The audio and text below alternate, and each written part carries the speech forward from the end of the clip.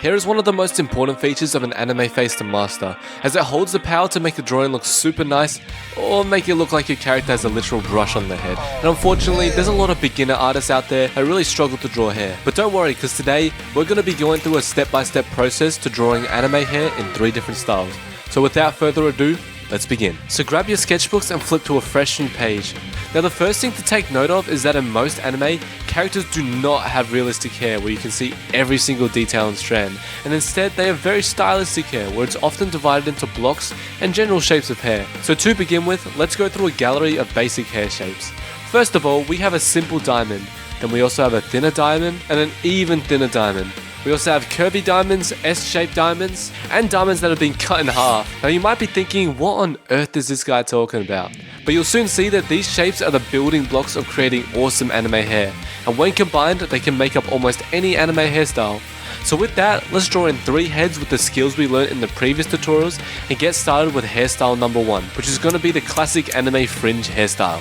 So let's quickly make this guy a bit happier and start laying down some curvy diamonds on his head to create the fringe. Now when doing this, make sure you're not drawing all your hair shapes being the exact same size and direction like this, because otherwise your hair is going to look like grass. So unless that's the look you're going for, make sure to draw your hair with lots of variation in size, direction, and lots of layers. And another thing to avoid is drawing your hair directly on top of the headline, as this just makes hair look way too flat. So instead, draw the top of your hair a fair bit above the head, and all of a sudden your character's hair will have way more volume and look nice. And now you can draw the infamous fringe hairstyle.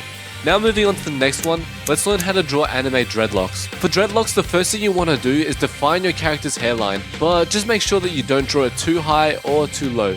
But once your hairline is complete, let's use this long cylinder-like shape with very uneven and random edges for each dreadlock. So once you got that shape figured out, start placing the dreadlocks down, starting from the middle and working outwards.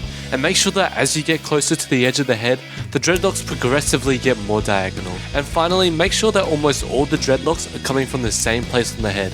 And that's pretty much how I draw anime dreadlocks. Now in order to draw long anime hair like my own, as you can see, it's a little bit trickier, so listen up. First we're going to define the hairline just like before, but this time choose a spot on the hairline and draw little triangles pointing away from that spot. Now let's add in some little hair strands here and use some triangles again to connect the hair to the back of the neck. Then we can start drawing in the pulled back hair, and when doing this, make sure to leave a fair bit of space in between the head and the hair to give it some nice volume. Now let's add in some lines to show the separation between the different groups of hair, and you can also pause here to copy what I got so far. Now for the ponytail, let's first draw a little hair tie and then draw a big S shape to give us an idea of how big we want the ponytail to be. Now here I'm creating the effect that the hair is 3D by adding a background area, and then going in and adding smaller strands of hair, getting more and more detailed as we get to the bottom of the ponytail.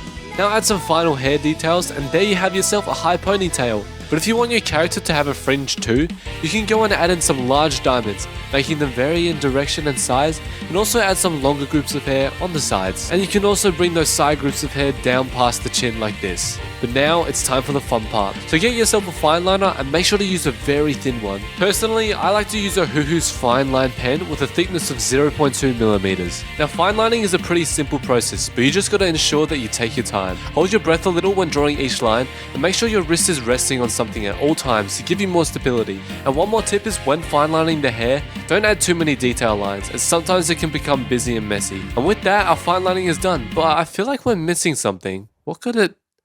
Oh yeah, it's now time to make our hair drawings look like they came straight out of an anime, using Ohuhu markers. So first let's color in the faces using the skills we learned in the previous tutorial, then let's start out with the dreadlocks. First grab a medium dark brown and lightly lay down a thin layer on each dread, leaving lots of areas blank. Then with a reddish grey, apply a thicker layer over the top of the one we just drew, still leaving the top and the bottom of each dread blank. Now with the darker brown, color in the areas between each dread and on the edges where the light isn't hitting. Now if you'd like, you can get a color of choice and add in some colored ends in the areas that we just left blank. For this one, I'm going to be using a greenish grey to match the color I made the eyes.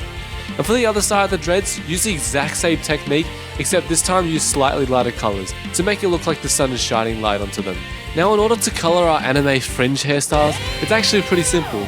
So first grab a light marker and flick upwards and downwards, leaving this middle section completely blank. Then with a slightly darker marker, starting from the end of each hair group, flick upwards and downwards again. Then use a darker marker for the very edges and the back of the hair, and blend it all together with the original light marker we used. And you can use that darker marker for super small shadows like this. Now for our final and most difficult hairstyle, we're going to need a couple light, medium and dark markers. So let's start off with a medium dark purple and use that flicking motion to apply some of the shadows like this. Then get a lighter purple and once again flick upwards and downwards, leaving the middle of each hair section blank. And doing this creates the effect that the hair is shiny. Now get a very light marker and flick towards those light areas we left. Then for the pulled back hair section, use the exact same strategy, but this time all our marker strokes are going to be flicking sideways, as that's the direction of the hair when it's tied up.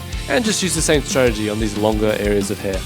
Then for the ponytail, make sure you make this back section very dark, but still use a slightly lighter marker in the middle to make it still look shiny.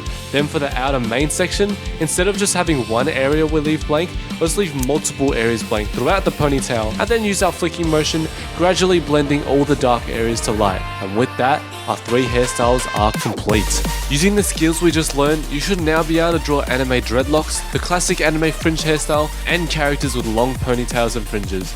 But what's the point of only knowing how to draw anime heads and hair if you can't draw the rest of the body? But if that sounds like something you want to learn, make sure to check out the next tutorial in this series. I'll be teaching you how to draw the entire upper body of a male anime character. So I'll see you all there.